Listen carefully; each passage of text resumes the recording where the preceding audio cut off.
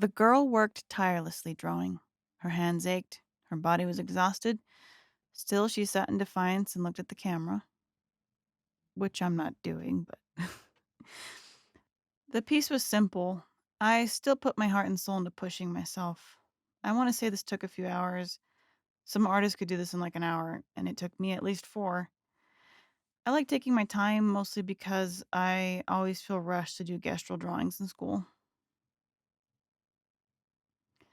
It's important not to judge yourself when it comes down to doing art and drawing.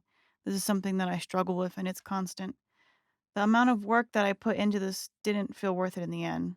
Although I'm proud of the results, I felt like I was stuck in a repeating cycle over and over again. First, I would draw the line, then redraw the line, then redraw this line, and then notice that the hand was wrong and crooked.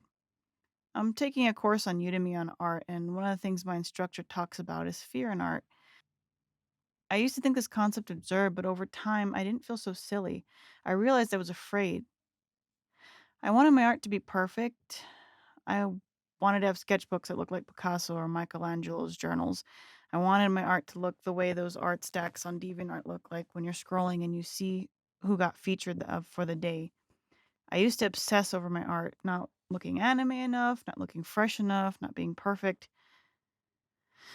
It got to the point where I was like, why? Why draw? Why create? Why bother?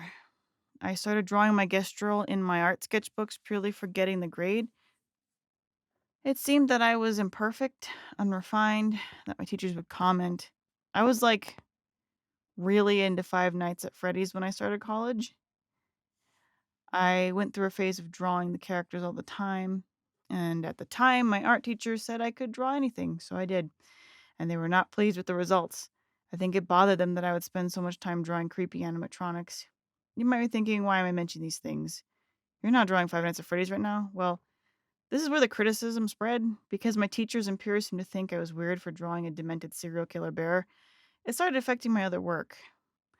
I didn't have the passion I had for drawing Freddy Fazbear, and I found myself put off when I did my class projects. So what does Freddy have to do with this drawing? I don't know really. I just I started to avoid drawing, and I always compared myself to my peers, many of which were younger and frankly more experienced. When I took 5 hours to draw and colorize this, I found myself struggling with fear. I just had therapy that day, so it didn't help. I was still shell shocked and tired. I had had a long day of chores and work, and by the time I got to work on this, I felt myself struggling with a familiar set of thoughts. What if I don't stick with my new resolution? What if I just flake out and get tired of it? No one was listening anyway. Why am I doing this? This looks bad. I should just quit while I'm ahead. I then reminded myself, and if this was 3 years ago, back when I started real college, I would have looked at this and thought it would be good, but I found myself dissecting and tearing apart my art the same way I was doing when I was in school. The lesson to take away from this: don't be afraid. Your art will always suck to you whether you're 5, 15, 30, 45, and you're probably wrong because you at 15 would look at you at 30 and objectively say, hey, that's pretty nice, while you at 25 curls up in a ball in the corner and wonders where it all went wrong. I'm always going to have that fear and doubt, and all I had to do to get myself to finish my half-baked piece was take a step back in time and remember that there was a time that my half-baked, oddly proportioned art would have made me compare to my old art and feel bad about myself. I guess I feel that school taught me to judge myself and art stopped being fun. Since I started this project, I actually find myself enjoying drawing again. In fact, after my first painting, I found myself going to my tablet and pulling up my pen and trying again. This time, as I always do with my drawings, I picked out 3 pieces that I liked. I used references from DeviantArt and ArtStation, and I went to town. Link in the description for those.